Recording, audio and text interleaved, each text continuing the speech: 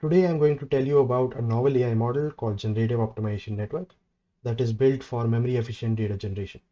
I am Shresh Tuli, a PhD student at Imperial College London, and this is a joint work with Shikhar Tuli, Giuliano Casal, and Nick Jennings.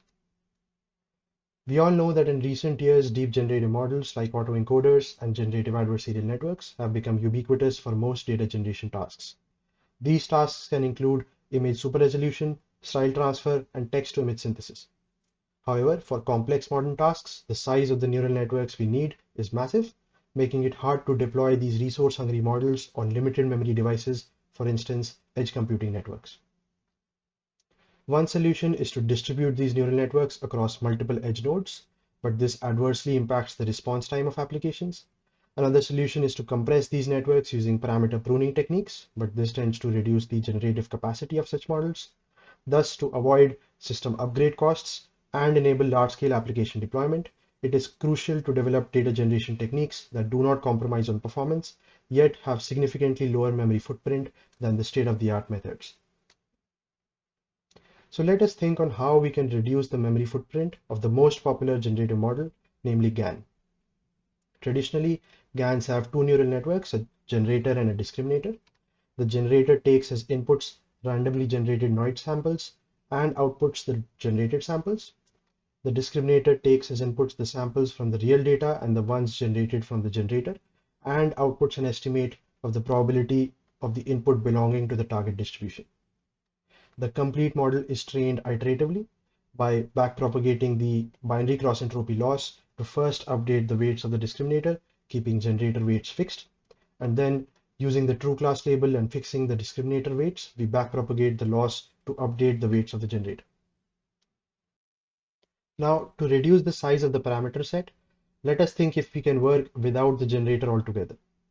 The hypothesis behind this idea is that a sufficiently trained discriminator can not only indicate whether an input belongs to the given data distribution, but also how to modify the input to make it resemble more closely to the target distribution. So now we need to somehow also generate new samples with the discriminator itself. Let me explain how we do this in three phases. In the first phase, just like traditional GANs, we use the real samples to train the discriminator to maximize its output. In the second phase, we need to generate new samples, and just like GANs, we can start from the randomly generated noise samples and try to maximize the discriminator output by something called neural network inversion. This is a method in which we fix the weights of the discriminator and try to maximize the discriminator output by modifying the input samples, as is done in various surrogate optimization techniques. And we can do this by using various stochastic gradient descent based techniques or one of its momentum based variants. The working intuition is that the surrogate surface is highly non-convex, and optimization over diverse noise samples will lead to distinct local optima. In principle, every optimum corresponds to a unique element from the data distribution, allowing the GAN model to generate a diverse set of samples. And using these new samples, we can now update the discriminator weights such that the output of these samples is minimized. Considering that now we can utilize only a single neural network to train the discriminator and also use it to generate new samples, we do not need the generator giving much lower parameter size of the GAN model. Thus, having only a single network should give significant memory footprint gains at the cost of higher training times, as generation would entail executing optimization in the input space. This is acceptable in many application scenarios where initial model training is only a one-time activity, for instance, in edge computing systems, where we need to take periodic management decisions every 5 minutes or so. So for scenarios where we need instant inference, traditional GANs might work better, but in cases where we have severe memory constraints, we do not need decisions in near real times, GANs are more suitable than GAN-based architectures. Even though the GAN framework is agnostic to this specific application, to test its efficacy, we explore the important use case of anomaly detection in memory-constrained edge nodes. And to do this, we train the discriminator in the GAN model using a large dataset of multivariate time series log traces collected from normal execution of an edge computing cluster. Thus, for any normal execution trace, the output of the discriminator network should be high. However, for any anomalous execution trace like spikes in resource utilization metrics, the output of the discriminator should be low. Another way to measure this deviation is by something called reconstruction loss, which is popular in prior work. What we do is to construct a generated time series data point and compare it against the input time series. The reconstruction error between the input and the generated time series gives us an indication of the deviation from the normal trends and is commonly referred to as the anomaly score. For normal data, the anomaly score is low, but for anomalous data, the anomaly score is high. Using one of the various dynamic thresholding techniques, we leverage this anomaly score calculation technique and compare it with, say, some running thresholds to find if an input is anomalous or not. For our experiments, we compare GAN with multiple baselines. Our traditional baselines include one class support vector machine, isolation forest, and a memory efficient variant of the local outlier factor method.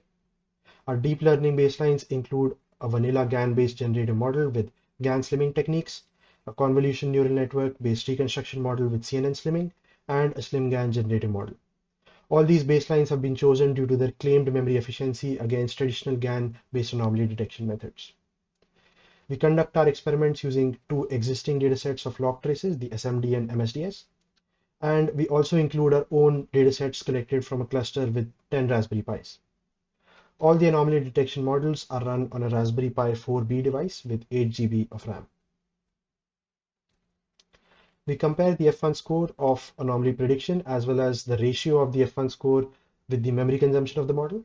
The table here shows that the GAN method is able to outperform baselines in terms of prediction performance and gives much higher F1 per GB score compared to prior work. For more exhaustive results, please refer to our paper. This figure presents the memory consumption, training, and testing times for all models. The memory consumption is divided into the size of inputs and network parameters, and the data consumption while executing forward or backward pass during training. Across all datasets, the memory footprint of GAN is the lowest, with only 5 to 20% higher training times compared to the best baseline SlimGAN. To summarize, we propose a novel framework called Generative Optimization Networks that is similar to GANs but does not use a generator, significantly reducing its memory footprint. GANs use a single discriminator network and run optimization in the input space to generate new data samples, achieving an effective compromise between training time and memory consumption. Experiments on a Raspberry Pi based testbed with diverse multivariate anomaly detection datasets show that GANs give up to 32% higher detection F1 scores and 58% lower memory consumption with only 5% higher training overheads compared to the state of the art. However, we also performed some preliminary tests on other generative tasks like generating handwritten digits with the MNIST datasets using only few short samples and density estimation of a two-dimensional Gaussian. This anecdotal evidence suggests that GANs can be extended to other generative modeling domains as well. Thank you for your kind attention. All our code and datasets are available on GitHub under BSD license. For any questions, please feel free to email me on s.tully20@imperial.ac.uk.